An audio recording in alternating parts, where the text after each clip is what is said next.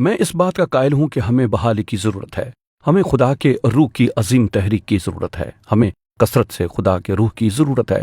Bible مقدس مکاشفہ میں کہتی ہے کہ وہاں ایک کلیسیا تھی، وہ ایک اچھی کلیسیا تھی، بائبل مقدس پر ایمان رکھنے والی کلیسیا تھی، وہ حق کے لیے کھڑے ہوئے۔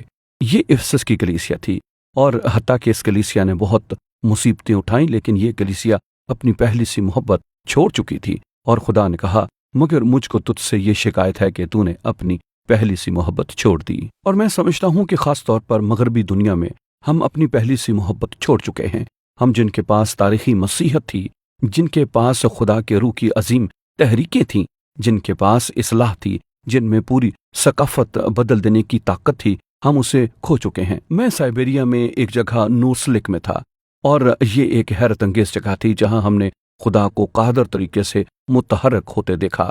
در حقیقت یہ شہر غلام مزدوروں کے ذریعے تعمیر کیا گیا تھا، اور لوگوں نے مسیح کی وجہ سے اپنے ایمان کے لیے مصیبت سہی، اور سائبیریا کے قیدی کیمپوں میں بھیجے گئے، اور وہاں بہت سے مسیحوں نے یسوع مسیح پر ایمان کے باعث جان دے دی۔ اور یہ جگہ جو روحانی اعتبار سے اس قدر ویران رہ چکی تھی، میں نے اسٹیڈیم میں منادی کی۔ اس اجتماع سے 2 کلیسیاؤں نے جنم لیا، اور خدا متحرک ہوا اور ایک بڑی بحالی بھیجی۔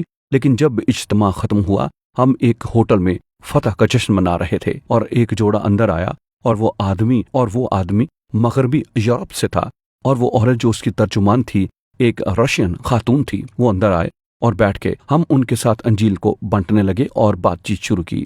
اس آدمی کو قطعاً دلچسپی نہیں تھی، اسے خدا کے متعلق، یسوع کے متعلق، کسی بھی بات کے متعلق سننے کی کوئی خواہش نہیں تھی۔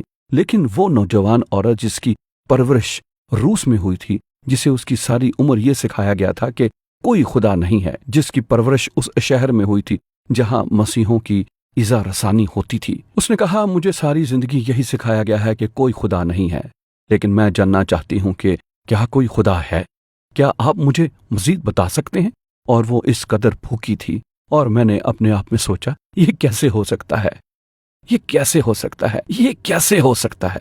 مغربی دنیا میں ہمارے پاس وہ لوگ ہیں جنہیں قطعاً پرواہ نہیں، جبکہ اس ملک میں جہاں نسلوں سے دریا پن سکھایا جاتا رہا ہے، وہاں ایک بھوک تھی۔ ہاں، کیا آپ اپنی پہلی محبت چھوڑ چکے ہیں؟ کیا آپ کی زندگی میں کوئی وقت ایسا رہا ہے جب آپ یسوع کو اس سے زیادہ محبت کرتے تھے جتنی اب آپ کرتے ہیں، جب آپ اس کے لیے اس سے زیادہ پرجوش تھے جتنے اب آپ ہیں؟ شاید ہمیں افسس کی کلیسیا کی مانند اب بننے کی ضرورت ہے تاکہ اپنی پہلی محبت کی طرف پھر لوٹ جائیں۔